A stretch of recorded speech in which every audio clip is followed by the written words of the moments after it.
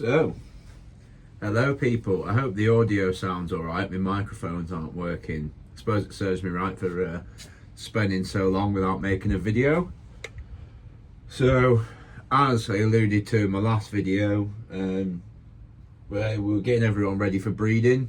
Reason there's been no video for a while is this: my parents have not gone how I expected them to. We've got one that I think should have been successful, showing all good signs, and we'll get to that last. Anne's food response came back after she refused 2 meals, so wasn't safe to chuck the ghost in there. And then you can just about see her in the back there, the amaretto. She had a little prolapse the other week, so I'm gonna leave her alone for this year. I don't want to, take too many risks. At the end of the day, she's not actually my snake. She's got to go back to John. I don't want to breed her if there's the slightest thing wrong. It's the way I view breeding animals, really. If there's any kind of issues around that time of year, any slight defects, behavioural problems, you're probably best not breeding them. But with Anne's food response coming back, she's been getting fed, so I've got a big old poo to clean up in there. We're going to start off with that. She did it this morning, and I'm glad that so far she hasn't pushed it all the way around a Viv. So, if I can get her moving a bit without her coming to strike at me, that would be lovely.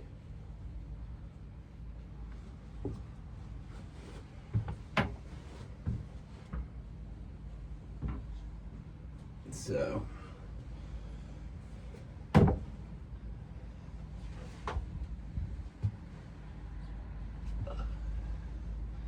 now I've kind of got her moving, we should be all good.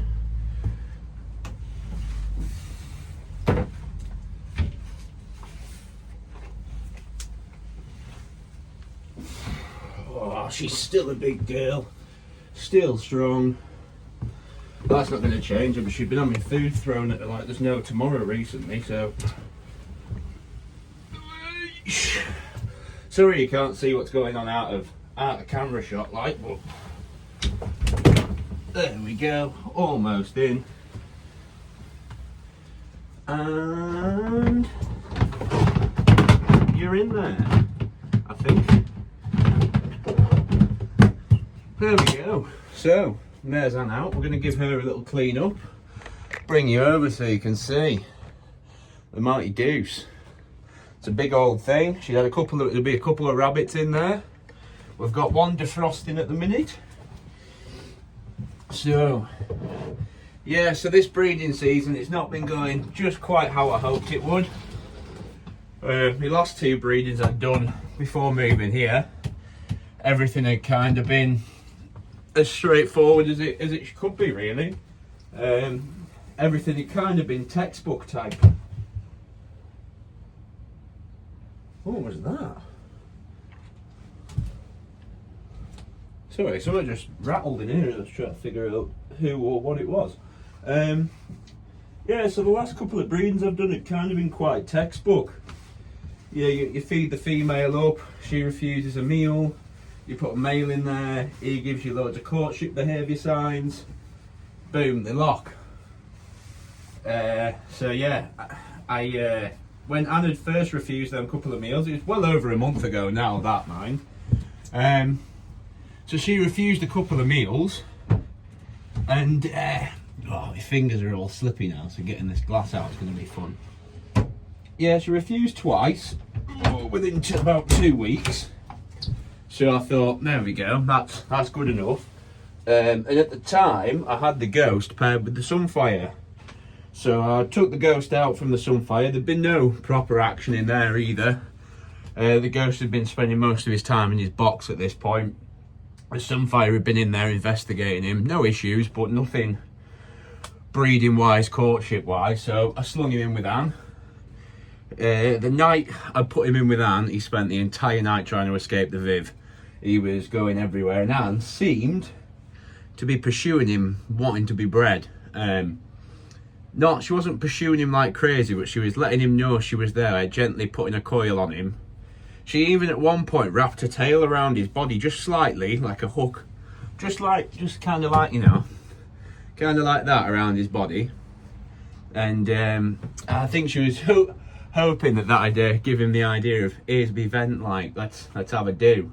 But nothing happened there, so I pulled the ghost back out and fed him and chucked him back in with Sunfire a few days later.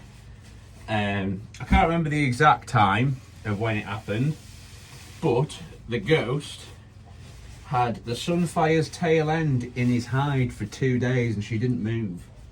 So I have seen no locks, I've seen no proof of any breeding, but the Sunfire spent 2 full days, 48 hours, I'm pretty sure. I've got some screenshots I'll try.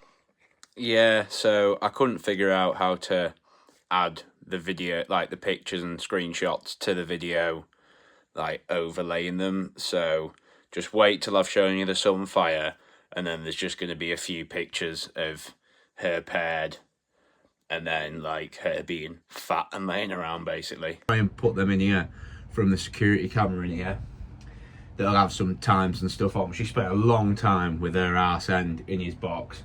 And a few weeks later, I think I caught the start and the end of the ovulation. So she's looking really, really big now. And she's like, you'll see her in a bit, I'll show you. I'm just chatting through while I clean on. So she's looking big at the minute. She had kind of like a localised swelling going on at like the top of her bottom third. She didn't go, I didn't see her be like really firm and solid, you know, like an ovulation is. It looks like they've swallowed a rugby ball. I never saw that bit, but I did see the mass kind of move up and then start moving back down. At the minute we're in the process of everything moving down. She is looking chunky, because she's not a massive snake, she's looking quite silly. I do think that the shorter retics look very funny when they're full of eggs. So I'm hopeful that in the next couple of days we'll have next few weeks she'll go into blue. We'll have a pre-lay shed and then we'll be rocking. But she's looking stunning at the minute, she's absolutely glowing. I just need her to go in the shed. I need to know that we're actually, what we want to be happening is happening, because God, it's been tough. I've had no real confirmation of anything. Like I say, the best I've had is the ghost. The ghost staying in his hide and bloody Sunfire coming in and just leaving their arse end in there for him. But I tried all sorts as well. I didn't come in here for 3 or 4 days when they've been paired up, seeing if he'd come out the hide and do stuff. That didn't help. Covered the vivs over, didn't change anything. And then randomly I just swapped the vivs around. So I put her in the bottom and I left him in the top for a couple of days. And then when I put her back in with him in this middle viv, sorry, not the top, the ghost on bottom, Sunfire's in the middle. When I'd done that, left him in there for a couple of days with nobody, put her back in. Much to my surprise, I walked into the shed and they were both just cuddling under the heat in here, and it was nice to see, but it doesn't mean anything, do you know what I mean? They were both just sat together sharing a heat source. But nevertheless, we've got fingers and toes crossed that the ghost has got the job done with the Sunfire, and that soon Anne will go back off food and we can get him in with her, and we've got, you know, 2 pairings to have a go at. We've got twice the chance of luck. As far as the Amaretto and Ringo are concerned, I've paired them up a few times. I had to stop because she kept biting and wrapping him. It's not mattered how much I've fed that female. Her food response is nanas still. As you've seen in videos previously, she's a lunatic for food. But now, yeah, as I've said, she had a little prolapse, and I mean a tiny prolapse. You know, there's probably this much of flesh sticking out, but that's enough for me. So she's not going to be getting sired this year. She'll be going back to John unproven possibly, unless he wants me to do a breeding with her, but that'll have to wait. I'm in no rush. So yeah, everything's been a bit strange. I hope you can hear me well actually. You know, without the microphone, I'm dipping in and out of the vivs. But there we go. So that's a little quick rundown of what's been going on. I'm just going to blast through cleaning this viv. We've got Ringo to clean, a couple of other bits, but yeah, I'll be back once Anne's getting chucked back in. Right, so we're back in the room. You can see that's all good. So there's Anne sorted out, nice and clean. Oh, it's my temp one. I thought she'd bloody bust through inside the box then. So yeah, we'll get her back. We've got a little clean to do with Ringo. He's done a poop, and then we're gonna have a look at the Sunfire. I'm gonna try and explain to you a few of the things that I've noticed that what leading me to believe she's gravid. Hello Anne, very nice to see you.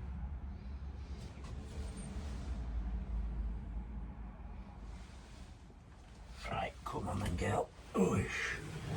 Now she's been a lot better tempered recently, Anne, than she was before she refused that meal. There we go, that's her going in.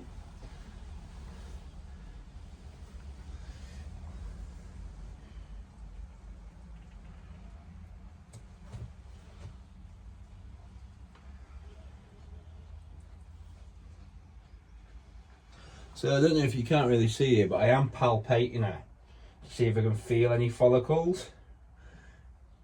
And I'm pretty sure I can. It's just, for some reason, she's hungry again. So there we go. We'll get her shut away. Now, Ringo might be a bit more fun because he's going to be sat in a box smelling her. So that's it. Hooray! Sorry, I don't want to make anyone seasick. There we go. So let's get Ringy Dingo out. Now this fella is always sweet as pie. He's my favourite to work with out of all of the snakes I've got. But he's also right up against glass, which is never a good start. So, well, I know you've just done a poo, mate, but we need to get you clean. So yeah, when his pairings haven't gone quite how I'd hoped, he did all right. He did a little bit of arching, but nothing major. He cuddled up with her. I didn't see him spur her or anything, or really get into the courtship. But if the lady you were trying to sleep with, started biting you and punching you, probably you'd be a bit more nervy to pursue her, wouldn't you? Well, here he is, the beauty. He's looking fantastic, isn't he? Absolutely mega. Look at that. An absolute stunner in that bit of sunlight. He's looking cracking. So we're going to get him dropped in there. I'm going to see what he thinks of the smell of Anne as well. Because, yeah, I'm not 100% what's going on with, not 100% what's quite going on with Anne at the minute. So there we go. I've changed to the puppy pads, by the way. I am probably a convert for the price. I know how much more absorbent they are than paper and cardboard. I'm a big fan. I am a big fan. It has made this process even more streamlined, which obviously is no bad thing, because as I've said in previous videos, the main part of keeping reptiles, especially big snakes, retics, your burns, boas not so much. Boas have got a slow metabolism, but fucking retics don't, and you spend most of your time cleaning. So if that's not something you're into, this ain't for you. And I'm not quite going to be able to clean all that, but we can try our best. Where is me little dooley? Try and get some of this water out of these tracks. I like to have some humidity, but I don't like it to be going crazy. I don't like stupid humidity.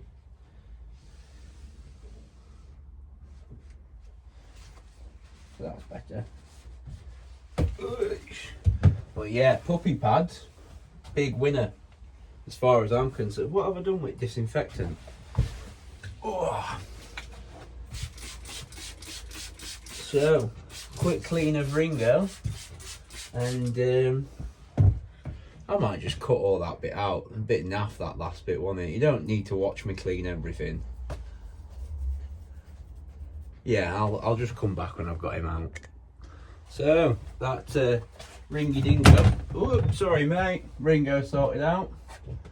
I'll just get everything ready for him to go back in. He is a bloody stunning thing, isn't he? I'm really annoyed that I'm not going to breed him this season now, really. I really wanted to reproduce some of his magic. But, hey ho. That's just the way it goes, but look at him. I'm hoping that he's not smelt too much fucking Anne in there and going to get pissed off with me, but look how nice he is. And big, thick blacks and that golden pattern. Right, go on, bud. Back in there. There we go.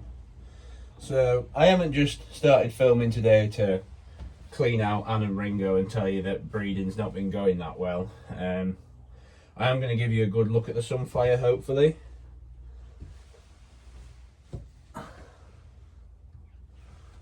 Yeah, so I'm going to give you a good look at the Sunfire now. I'm going to show you what I've been looking at. And if I can figure it out, once I've filmed the video, I'm going to try and put some screenshots and some pictures I've taken over the last few weeks and months to try and show you what I've been looking at. So let me just get this box out of the way. Because we're done with that for now. And I'm going to get you down on my level. And we're going to have a look at the Sunfire. So, hang fire a second, guys. So here we are with the Sunfire. I must add as well one more thing. I've got 2 new arrivals to show you. I got them quite a bit ago now, but I haven't taken pictures or posted them anywhere. If anyone's watched my Retic Lounge podcast, you'll know what they are. Right, so here's the Sunfire. Let's see how she reacts. Well, she shouldn't be aggressive or anything. It's hard to see now. We've not got the outside light. But there was too much glare in her viv. I'm just going to try and move her a little bit. So you can't really see it too well on here, but I'll get some pictures. But she's hiding it from us. There's a large swollen area back, starting from about here. And the ends just over there. And then she's got this really skinny tail going on. She's not best pleased with me. But she's got a really skinny tail. And there we go. So, I don't know how I'm going to show you this. These glass tracks I bought for the Vivs are rubbish. The glass keeps jumping from side to side. But, yeah, you can't really see it now. Ugh. I thought we'd be able to get it good on video, but I'll try and get some pictures in there. But this kind of, oh, let me see where we're filming from. Like this section, like here is really fat and swollen. It's not coming across well on the video, so I really hope that I find it easy enough to stick these pictures in there. But yeah, she's so far my only hope with the ghost. She's not looking quite as round as I'd hoped she would. As I've had previous females, she does look a little bit like wider instead of taller, if that makes sense. But it's the best we've got out of anyone here so far. So there we go. So that is that. So a couple of new guys inside. So anyone who's watched the video where we go through the rack before, you know these are going to be littler. But wait till you see, these are bloody cool.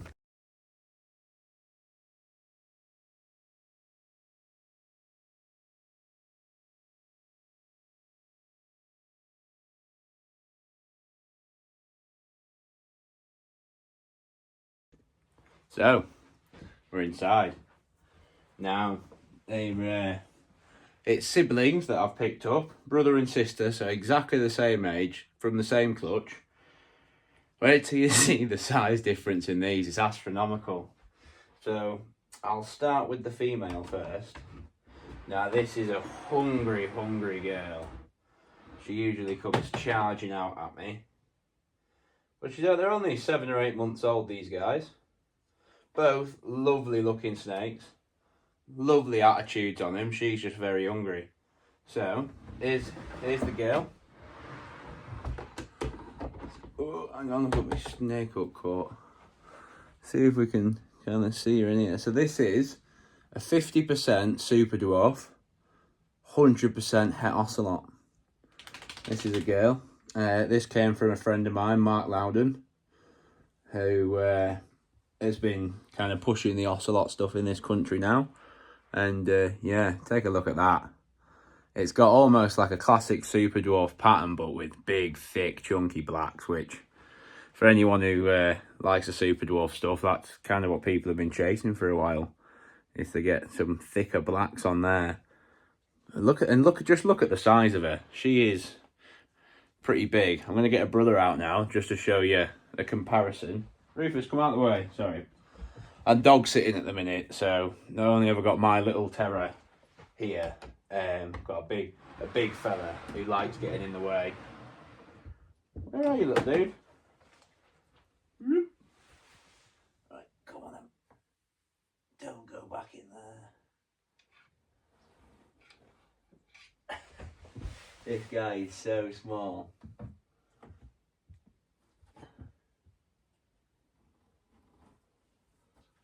There we go. And here is the male. This is her brother. Exactly the same age. Obviously, he hasn't been being fed anything like what she could eat.